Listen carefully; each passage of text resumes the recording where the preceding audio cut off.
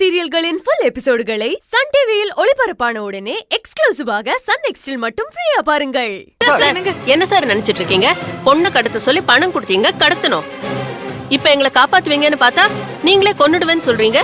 இந்தாங்க சார், நீங்க கொடுத்த பணம் நீங்களே வச்சுக்கோங்க.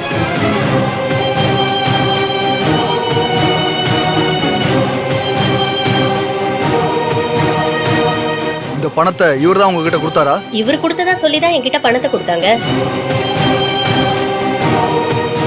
சார், இவங்க ஏன் போய் சொல்றாங்கன்னு எனக்கு தெரியல.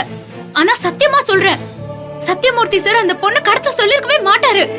எனக்கு அது நல்லாவே தெரியும் சார். மீனா, கொஞ்சம் பொறுமையா இருங்க. இது பொண்ணு கடத்தின கேஸ்.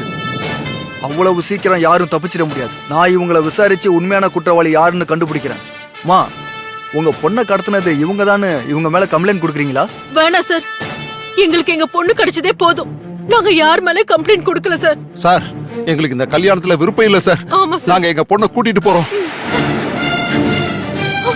ஐயோ சார், என்ன சார் சொல்றீங்க? என்னங்க, பொண்ணு கூட்டிட்டு போறீங்களா? உங்க பொண்ணுக்கு ஒன்னும் ஆகல சார். உங்க பொண்ணு தான் காப்பாத்தி கூட்டிட்டு வந்துட்டோம்ல. அக்கா, நான் கூட பயந்துட்டேன்க்கா. ஹே, உன்னை அப்படியே விட்டுருவேனா? நான் பாத்துக்கிறேன். இல்லம்மா, எங்களால இந்த குடும்பத்தை நம்பி பொண்ணு கொடுக்க முடியாது. அவங்க சொந்த பிரச்சனையை காரணம் காட்டி என் பொண்ணை யாரோ கடத்தி இருக்காங்க. கட்டி கொடுத்ததுக்கு அப்புறம் எங்க பொண்ணுக்கு ஏதாவது ஆச்சுன்னா நாங்க என்ன பண்ணுவோம் சொல்லுங்க? நீ பொண்ணை கூட்டிட்டு வாமா, நம்ம போலாம். சார், ஒரு நிமிஷம் சார். நீங்க நினைக்கிற மாதிரி எல்லாம் ஒன்னும் ஆகாது சார். Please sir. இதுக்கு மேலேயும் எதுவும் ஆகாதுன்னு எந்த நம்பிக்கையிலுமா நான் கட்டி கொடுக்கறது?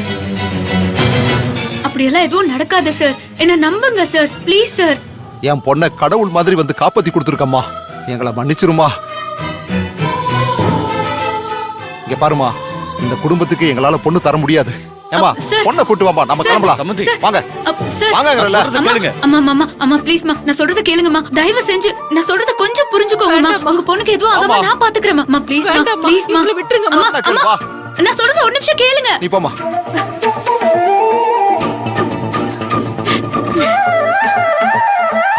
சார், நீங்க ஒண்ணு கவலைப்படாதீங்க. இவங்களை விசாரிக்க வேண்டிய முறையில விசாரிச்சு உண்மையான குற்றவாளி யாருன்னு கண்டுபிடிச்சு உங்க முன்னாடி நான் நிறுத்துறேன் சார். பணம் கொடுத்தா பொண்ணை கடத்துவீங்களா? நடங்க ஸ்டேஷனுக்கு போங்க.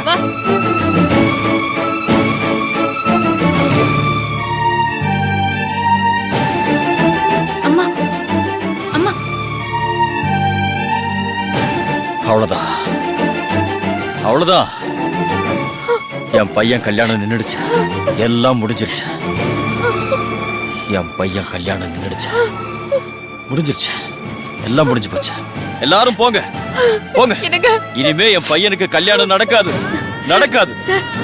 இனிமே என் பையனுக்கு யாரும் இந்த ஊர்ல பொண்ணு கொடுக்க மாட்டாங்க. எல்லாம் போச்சு. ராம், என்ன மன்னிச்சிடுற. அப்பா, என்ன பண்ணீங்க? ஏன்பா என்கிட்ட போய் மன்னிப்பு கேக்குறீங்க? அவன் நம்ம பையங்க, அவன் கிட்ட போய் ஏன் இப்படி எல்லாம் பேசுறீங்க? ஆமாப்பா, நான் சொன்ன ஒரு வார்த்தைக்காக பொண்ணு முகத்தை கூட பார்க்காம கல்யாணத்துக்கு ஒத்துக்கிட்டான். அவனுக்கு ஒரு கல்யாணத்தை பண்ணி பார்க்க முடியலையே. அதெல்லாம் ஒண்ணும் பெரிய விஷயம் இல்லப்பா. ஏன் கல்யாணம் தானப்பா, அப்புறம் பாத்துக்கலாம்ப்பா, விடுங்கப்பா. அக்கா, டைம் வேஸ்ட் பண்ணாதக்கா. இப்போதான் சிதம்பரம் அங்கிள் மனசு உடைஞ்சு நிக்கிறாரு. அதை ஒட்ட வைக்கிற மாதிரி பேசி எனக்கும் ராமுக்கும் கல்யாணம் பண்ணி வச்சிருக்கா.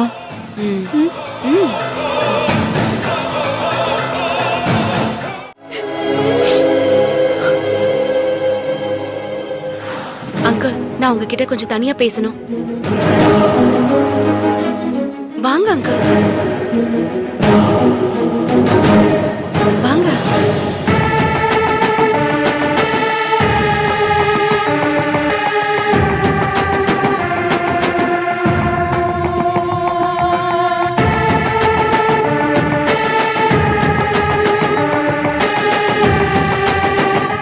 அங்கிள், ராம் கல்யாணம் நின்னு போச்சேன்னு வருத்தப்படாதீங்க அங்கிள்.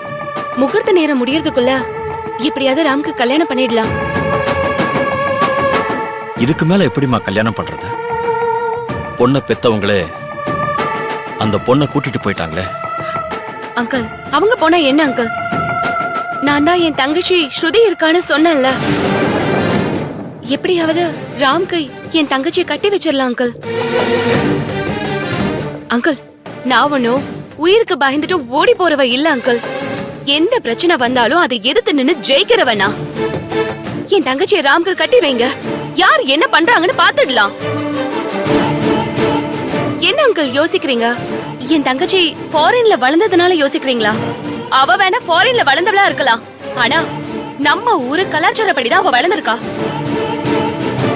அது மட்டும் இல்ல அங்கிள், எங்க அப்பா உங்க ஃப்ரெண்டு. நீங்க 2 பேரும் சம்மந்திகளானா அது உங்க 2 பேருக்கும் சந்தோஷத்தை தானே கொடுக்கும்.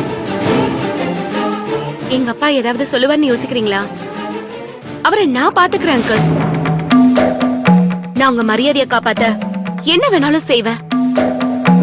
என் தங்கச்சி ஸ்ருதி ரெடியா இருக்கா. நீங்க என்ன முடிவு எடுத்தாலும் அதுக்கு நான் சம்மதிக்கிறேன். நீங்க சொன்னீங்கன்னா நான் என் தங்கச்சிய மணமேடையில உட்கார வைக்கிறேன். எனக்கு ராம் கல்யாணம் நீங்க குறிச்ச முகூர்த்தத்துல நடக்கணும். யோசிச்சு முடிவு பண்ணுங்க அங்கிள்.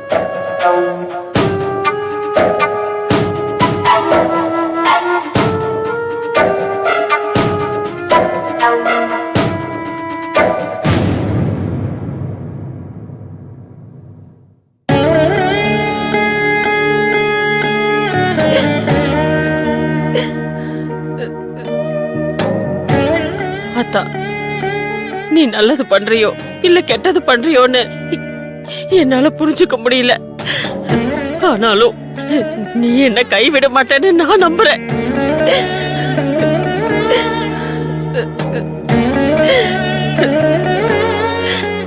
எனக்குன்னு இருக்கிறது ஒரே ஒரு ஆசைதான். அது என் குடும்பம் ஒத்துமையா இருக்கிறது. இப்ப அந்த குடும்பம் ஒரே வீட்டுல இருக்கிறதுக்கு காரணமோ அந்த மீனாதான் ஆத்தா. குடும்ப சந்தோஷத்துக்காக அவ என்ன வேணாலும் பண்ணுவா ஆத்தா.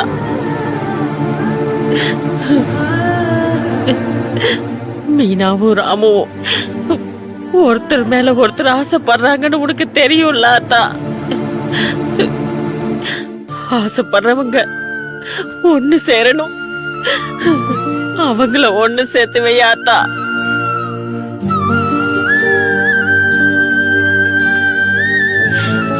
எல்லாரும் அவங்களோட தன்னம்பிக்கை இழந்தா கூட கடைசியா உன்னை மட்டும் தானே ஆத்தா நம்பி வராங்க. நீ நம்பி வந்தவங்கள கைவிட்டதில்ல, நீ விடவும் மாட்ட.